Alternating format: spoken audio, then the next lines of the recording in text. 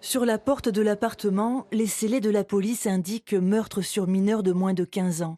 C'est au dernier étage de ce petit immeuble du cœur historique d'Orange que les dépouilles de 5 nourrissons ont été découvertes.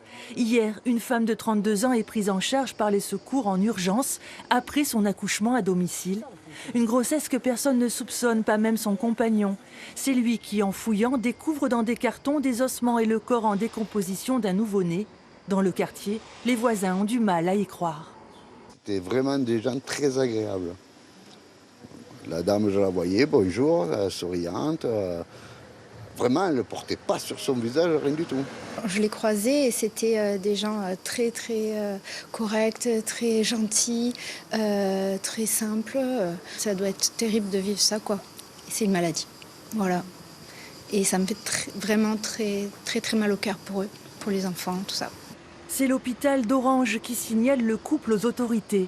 Hier soir, les enquêteurs perquisitionnent et la police scientifique intervient.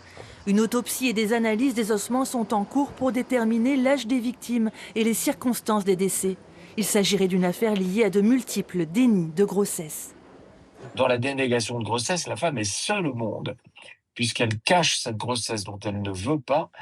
Je dirais même qu'il n'y a pas d'autre issue dans la dénégation de grossesse que l'infanticide. Et cette espèce de cécité psychique est contagieuse.